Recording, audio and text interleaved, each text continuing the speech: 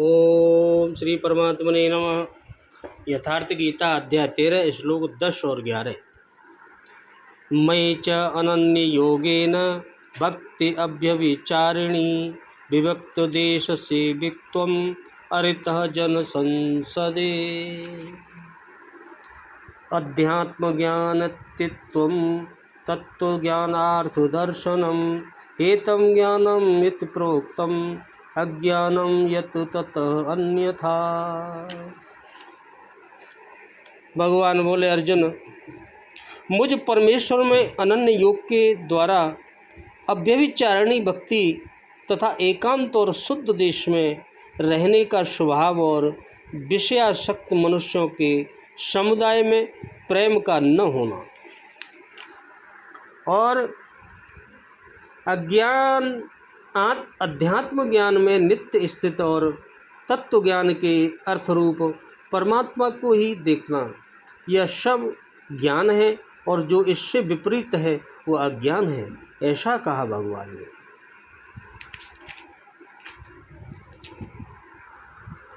मुझ में यानी श्री कृष्ण एक योगी थे, अर्थात ऐसे किसी महापुरुष में अनन्य योग से अर्थात योग के अतिरिक्त अन्य कुछ भी स्मरण न करते हुए अभ्यभिचारिणी भक्ति यानी इष्ट के अतिरिक्त किसी की चिंतन का न आना और कोई चिंतन न आए, एकांत स्थान का सेवन यानी मनुष्यों के समूह में रहने की आसक्ति का न होना, आत्मा के आधिपत्य वाले ज्ञान में एक रस स्थिति हो और तत्व ज्ञान के अर्थ स्वरूप परमात्मा का साक्षात्कार, यह सब तो ज्ञान है और इससे जो विपरीत है वह सब ज्ञान है, ऐसा कहा गया है। उस परम तत्व परमात्मा के साक्षात्कार के साथ मिलने वाली जानकारी का नाम ज्ञान है। अध्याय 4 में उन्होंने कहा कि यज्ञ के पूर्ति काल में यज्ञ जिसे शेष छोड़ता है उस ज्ञानामृत का पान करने वाला सनातन ब्रह्म में प्रवेश पा जाता है। अतः ब्रह्म के साक्षात्कार के साथ मिलने वाली जानकारी ज्ञान है। यहाँ भी वही कहते हैं कि तत्व स्वरूप परमात्मा के साक्षात्कार का नाम ज्ञान है। इसके विपरीत सब अज्ञान है। अमानित्व इत्यादि उपर्युक्त लक्षण इस ज्ञान के पूरक हैं। भगवान ने कहा, अनन्य योग क्या है और उसके द्वारा भगवान में अव्यभिचारिणी भक्ति करना किसे कहते हैं।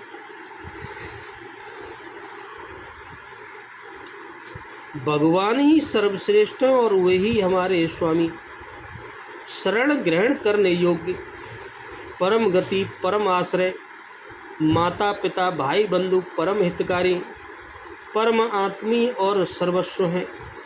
उनको छोड़कर हमारा अन्य कोई भी नहीं है। इस भाव से जो भगवान के साथ अनन्य संबंध है उसका नाम अनन्य योग है।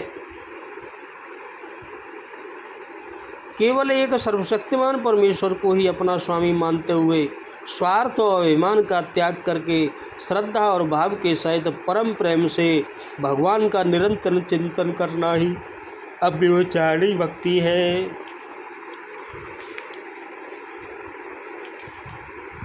इस प्रकार के संबंध से केवल भगवान में ही अटल और पूर्ण शुद्ध प्रेम करके निरंतर भगवान का ही भजन ध्यान करते रहना ही अनन्य योग के द्वारा भगवान में अव्यभिचारिणी भक्ति करना है।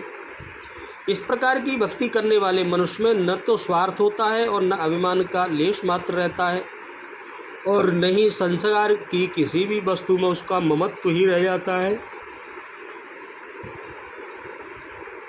संसार के साथ उसका भगवान के संबंध से ही संबंध रहता है, किसी से भी किसी प्रकार का स्वतंत्र संबंध नहीं रहता है। वह सब कुछ भगवान का ही समझता है तथा श्रद्धा और प्रेम के साथ निष्काम भाव से निरंतर भगवान का ही चिंतन करता रहता है। उसकी जो भी क्रिया होती है सब भगवान के लिए ही होती है। विभक्ति देश कैसे स्थान को समझना चाहिए और उसका सेवन करना चाहिए।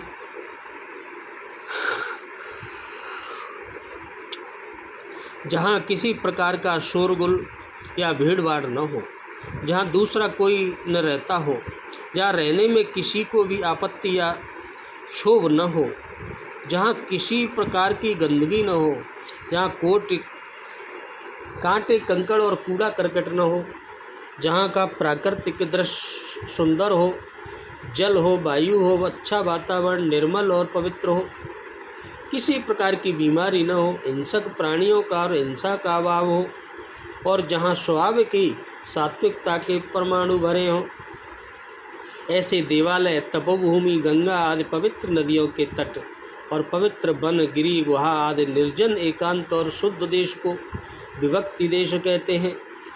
तथा ज्ञान को प्राप्त करने की साधना के लिए ऐसे स्थान में निवास करना ही उसका सेवन करना है। जन संसदी किसे कहते हैं और उसमें प्रेम न करना क्या है? यहाँ जन संसदी पद प्रमादी और विषयासक्त सांसारिक मनुष्यों के समुदाय का वाचक है। ऐसे लोगों के संग को साधना में सब प्रकार से बाधक समझकर उससे विरक्त रहना ही, उनमें प्रेम नहीं करना है। संत महात्मा और साधक पुरुषों का संग तो साधन में सहायक होता है, अतः उनके समुदाय का वाचक यहाँ जन संसदी नहीं समझना चाहिए। जिस ज्ञान के द्वारा आत्म वस्तु और अनात्म वस्तु जानी जाए, उस ज्ञान का नाम अध्यात्म ज्ञान है। इस अध्याय के 7वें श्लोक से लेकर यहाँ तक जो साधन कहे हैं, वे सब तत्व ज्ञान की प्राप्ति में हेतु होने से ज्ञान नाम से कहे हैं। ऊपर कहे हुए ज्ञान के साधनों से विपरीत जो मान, दंभ, हिंसा आदि है, वे अज्ञान की वृद्धि में हेतु होने से अज्ञान नाम से कहे गए हैं। अध्यात्म ज्ञान किसको कहते हैं और उसमें नित्य स्थित रहना क्या है? आत्मा नित्य चेतन, निर्विकार और अविनाशी है। उससे भिन्न जो नाशवान, जड़, विकारी और परिवर्तनशील वस्तुएं प्रतीत होती हैं, वे सब अनात्मा हैं। आत्मा का उनसे कुछ भी संबंध नहीं है। शास्त्र और आचार्य के उपदेश से इस प्रकार आत्मतत्व को भलीभांति समझ लेना ही अध्यात्म ज्ञान है, और बुद्धि में ठीक वैसा ही दृढ़ निश्चय करके मन से उस आत्म तत्व का नित्य निरंतर मनन करते रहना अध्यात्म ज्ञान में नित्य स्थित रहना है। तत्व ज्ञान का अर्थ क्या है और उसका दर्शन करना क्या है? जैसे तत्व ज्ञान का अर्थ है सच्चिदानंद घन पूर्ण ब्रह्म परमात्मा, क्योंकि तत्व ज्ञान से ही उन्हीं की प्राप्ति होती है। उन सच्चिदानंद घन गुणातीत परमात्मा का सर्वत्र संभाव से नित्य निरंतर ध्यान करते रहना ही उस अर्थ का दर्शन करना है। यह सब ज्ञान है। इसका क्या भाव है? अमानित्वम से लेकर तत्व ज्ञानार्थ दर्शनम तक जिनका वर्णन किया गया है, वे सभी ज्ञान प्राप्ति के साधन हैं। इसीलिए उनका नाम भी ज्ञान रखा गया है। अभिप्राय यह है कि दूसरे श्लोक में भगवान ने जो यह बात कही है कि क्षेत्र और क्षेत्रक का जो ज्ञान है वही मेरे मत से ज्ञान है, इस कथन से कोई ऐसा न समझ ले कि शरीर का नाम क्षेत्र है और उसके अंदर रहने वाले ज्ञाता आत्मा का नाम क्षेत्रज्ञ है। यह बात हमने समझ ली, बस हमें ज्ञान प्राप्त हो गया। किंतु वास्तव में सच्चा ज्ञान वही है जो उपर्युक्त 20 साधनों के द्वारा क्षेत्र क्षेत्र के स्वरूप को यथार्थ रूप से जान लेने पर होता है। इसी बात को समझाने के लिए यहाँ इन साधनों को ज्ञान के नाम से कहा गया है। अतएव ज्ञानी में उपर्युक्त गुणों का समावेश पहले से ही होना आवश्यक है।